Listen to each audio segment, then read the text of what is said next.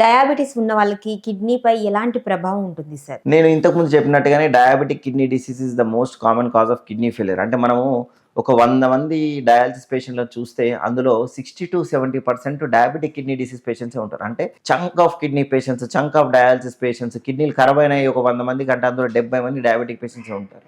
So diabetic kidney disease is the common kidney disease. Diabetic kidney డిసీజ్తో problem ఏంటంటే uncontrolled, అంటే proper monitoring కానీ health care facilities కానీ లేకపోవడం వల్ల అన్కంట్రోల్ డయాబెటీస్, అంటే ప్రతి డయాబెటిక్ పేషెంట్కి కిడ్నీ డిసీజ్ రాదండి. Diabetes, uncontrolled diabetes, especially lack of proper monitoring, అంటే పీరియాడిక్, ఇప్పుడు diabetic kidney say for example నాకు డయాబెటీస్ ఉంది, నేను ప్రాపర్గా కంట్రోల్ చేసుకోవాలంటే ఏం చేయాలి? నేను పీరియాడిక్గా షుగర్ చెక్ చేసుకుంటూ ఉండాలి, నా 3 months యావరేజ్ షుగర్ చెక్ చేసుకుంటూ ఉండాలి, నా ప్రాపర్ ఫాస్టింగ్ పోస్ట్ సెన్సెస్ పీరియాడిక్గా మానిటర్ చేసుకుంటూ ఉండాలి. మానిటర్ చేసుకుంటూ వాటిని అదుపులో పెట్టుకోవాలి, కంట్రోల్లో పెట్టుకుంటూ దాన్ని target one of the target diabetes kidneys ఒకటినే కాదు, డయాబెటిక్ న్యూరోపతి అంటాము, డయాబెటిక్ గ్యాస్ట్రోపతి అంటాము, డయాబెటిక్ రెటినోపతి అంటాము.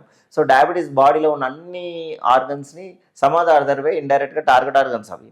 సో వాటిలో భాగంగానే కిడ్నీని కూడా ఎఫెక్ట్ చేస్తుంది. సో ఈ డయాబెటిక్ కిడ్నీ డిసీజ్ స్టార్ట్ అయ్యడానికి మనకు కొన్ని లక్షణాలు ఉంటాయి.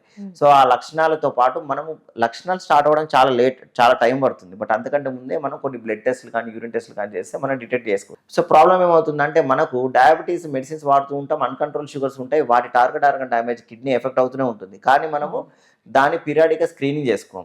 అంటే చిన్న టెస్ట్లు, క్రియాటినిన్ టెస్ట్, యూరిన్ మైక్రోఆల్బుమిన్ టెస్ట్ అంటాం. అంటే యూరిన్లో ఇనిషియల్ స్టేజెస్లో ఎలా ఉంటుందంటే చిన్న సెల్యులార్ లెవెల్లో డ్యామేజెస్ జరిగిన తర్వాత మెల్లిగా యూరిన్లో ప్రోటీన్ పోవడం స్టార్ట్ అవుతుంది. దాన్ని మనం స్టార్టింగ్లోనే డిటెక్ట్ చేస్తే there is very much high possibility that can be reversed. అంటే by virtue of control of diabetes. And ఈ ప్రోటీన్ లాస్ని కంట్రోల్ చేయడానికి కూడా మనకు మెడిసిన్స్ ఉంటాయి. సో వీటిని కంట్రోల్ చేస్తే ఆ కిడ్నీ డిసీజ్ని సిమ్టమాటిక్ స్టేజ్కి, అంటే సిగ్నిఫికెంట్ స్టేజ్కి రాకుండా మనం అదులో తీసుకోవచ్చు.